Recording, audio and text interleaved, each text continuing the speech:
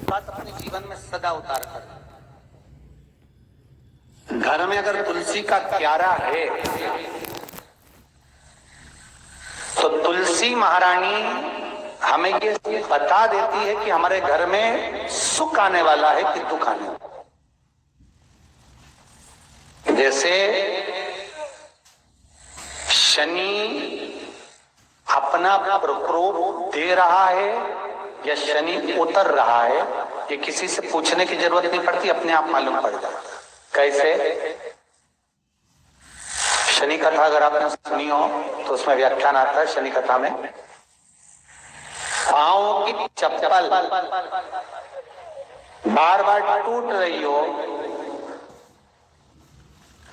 कमर से नीचे जो वस्त्र पहने हो वो फट रहे हो, कहीं पजामा है, धोती है, आदि वस्त्र हैं, कपड़े हैं, वो अपने आप फट। आज के जमाने में तो फटे फटाए पहनते हैं लोग, ऐसे उसकी गारंटी नहीं है, उसका हम वर्णन नहीं कर रहा। जब पहनते हम समझ जाते हैं इसको शनि तो ऑलरेडी लगा ही हुआ।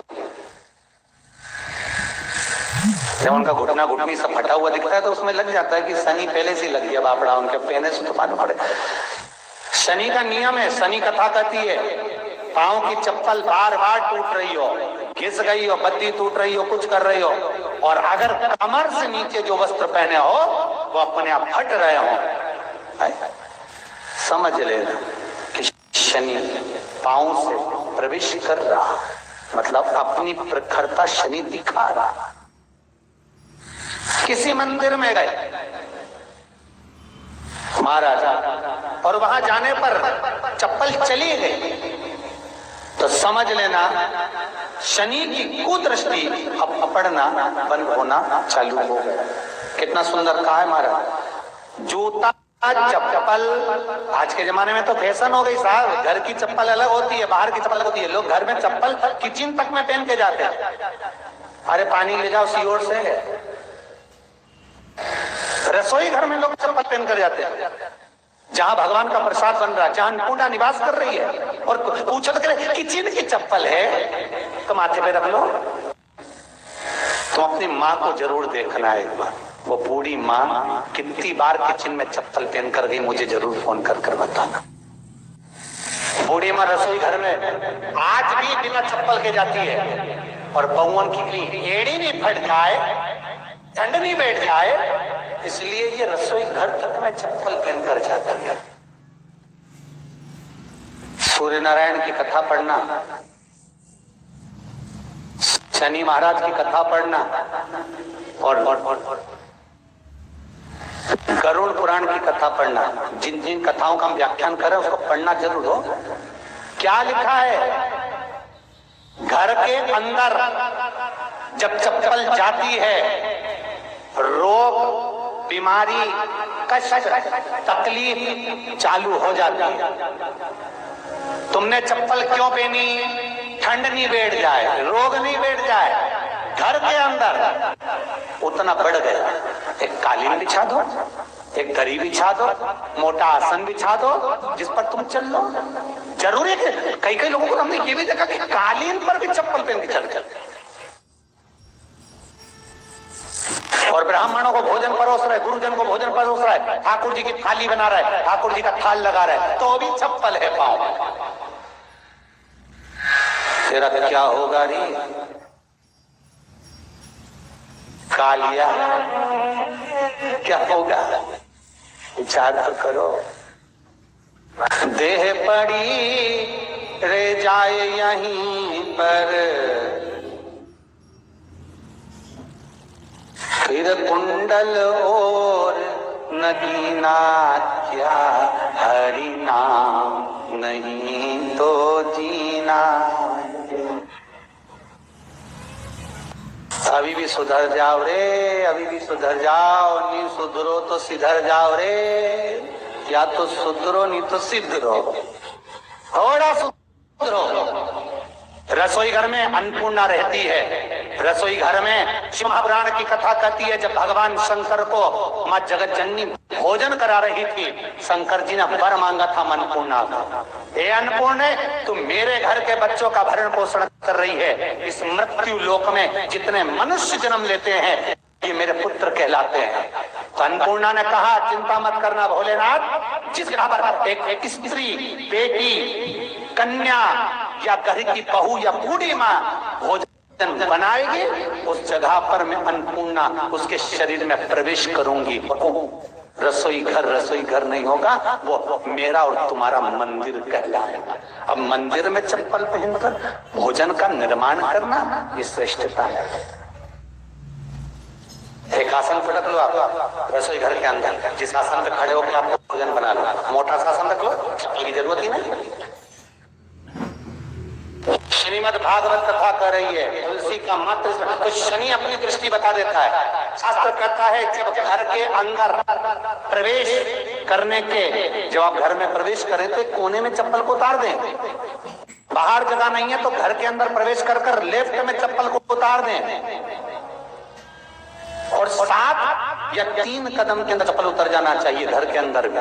और उसके बाद अगर चप्पल अंदर प्रवेश कर रही है तो राहु केतु शनि के साथ प्रवेश करते हैं, जिसके घर में बीमारी कभी पीछा नहीं छोड़ती। शनि कथा, सूर्य की कथा का स्मरण करिए, आपको मालूम है, पहचान हो जाता है।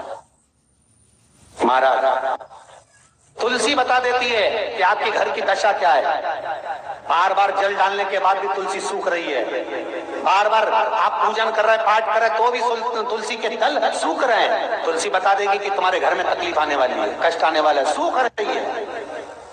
किसी ने जरूर कुछ ना कुछ ऐसा है इसमें घर में तकलीफ आएगी, तुमने लगाया फिर सूखी, फिर लगाया फिर सूखी। तुलसा महारानी बता देती है कि कष्ट है।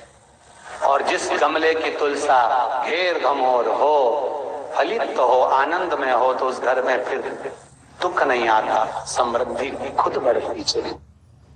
जिन शंकर भगवान को आप जल चढ़ाते हो, जिन ठाकुर जी से आप लाड लड़ाते हो, जिन भगवान कृष्ण का आप स्मरण करते हो, राधा रानी का आप नाम जाप करते हो, जिस परमात्मा का आप भजन कर रहे हो, कीर्तन कर रहे हो, नाम जाप कर रहे हो, नाम स्मरण कर रहे हो, उससे तुम्हारा एक संबंध होना चाहिए, एक रिश्तेदारी होना चाहिए। और उससे जब तुम्हारा कोई संबंध रहेगा, उससे जब तुम्हारी कोई रिश्तेदारी रहेगी, तो उस रिश्तेदारी में जैसे ही आपके प्राण छूटे, और छूटते से ही आप जब गए तो जाते ही आप कहोगे कि कृष्ण से मेरा ये संबंध है, वो मेरा पुत्र, वो मेरा भाई, वो मेरा बेटा, वो मेरा सगा, वो मेरा रिश्तेदार, वो मेरा कुटुंबी, वो मेरा पुत्र। जब कहोगे तो तुरंत प्रवेश हो जाए। महाराज भगवान से संबंध होना चाहिए।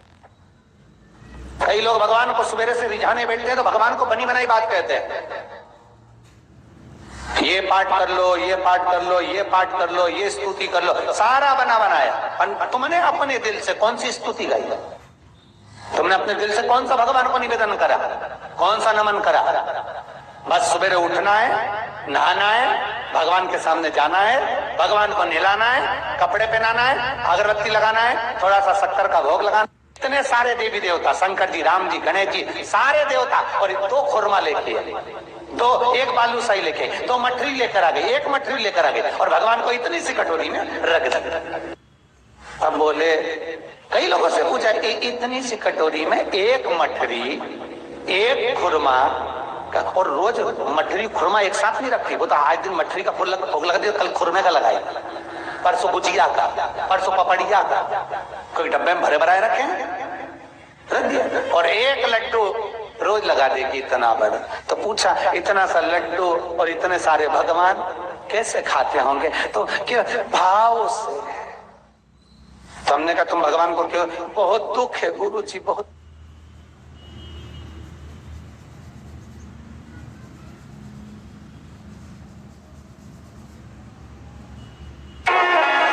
क्या केवल सुबह का समय, शाम का समय मंदिर जाने का होता है? इसके सिवाय हम मंदिर नहीं जा सकते?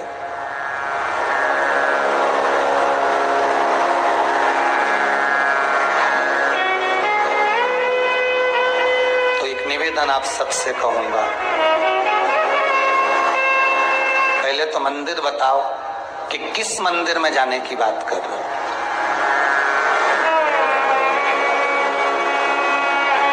आप कौन से देवता के मंदिर में जाने की बात कर रहे हो।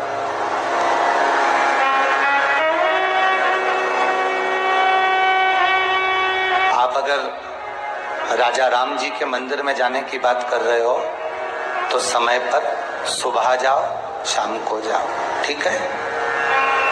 आप अगर भगवान कृष्ण के मंदिर में जाने की बात कर रहे हो तो सुबह जाओ, शाम को जाओ, जो समय लिखा है उस समय पहुंचो। आप दत्त भगवान के मंदिर में जाने की बात कर रहे हो तो सुबह जाओ, शाम को जाओ।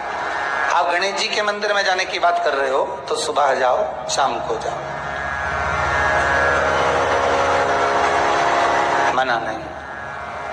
आप जितने भी देवता हैं, बहुत ध्यान से सुनिएगा, आस्था चैनल के जितने श्रोता भाई बहन कथा सुन रहे हैं, बहुत ध्यान से सुनिएगा महाराज, बहुत अच्छी कथा, बहुत सुंदर प्रश्न है कि मंदिर क्या हम सवेरे और शाम को ही जा सकते हैं। तो आपसे निवेदन है, जिस बेटे ने ये प्रश्न करा है, आजकल के जो नवयुवक बच्चे हैं बहुत अच्छे प्रश्न करते हैं, ऐसा नहीं है, अगर सही उनको जवाब मिलना भी चाहिए। आप अगर गणेश जी के मंदिर जा रहे हो, राम जी के मंदिर जा रहे हो, आप कृष्ण के मंदिर जा रहे हो, आप दत्त भगवान के मंदिर जा रहे हो, आप किसी अन्य देवता के मंदिर जा रहे हो तो सुबह और शाम जाइए।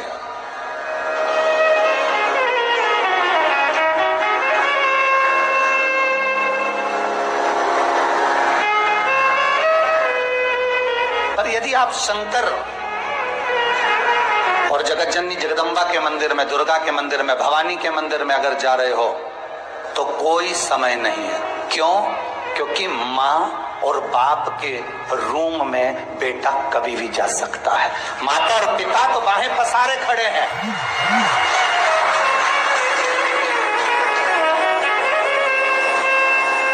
मेरे राम अयोध्या के राजा हैं। मेरे राम वन में विचरण भी करे हैं 14 वर्ष, पर मेरे राम अयोध्या के राजा बनकर बैठे हैं। तो राजसभा में एक समय की सीमा होती है कि राजा कब बैठेंगे और राजा से कब मिलना है। मेरे भगवान द्वारका के राजा हैं कृष्ण, ब्रज के राजा हैं मेरे बिहारी जी, मेरे राधा रमन लाल जी। एक समय सीमा है कि भगवान कब मिलेंगे राजपाट में।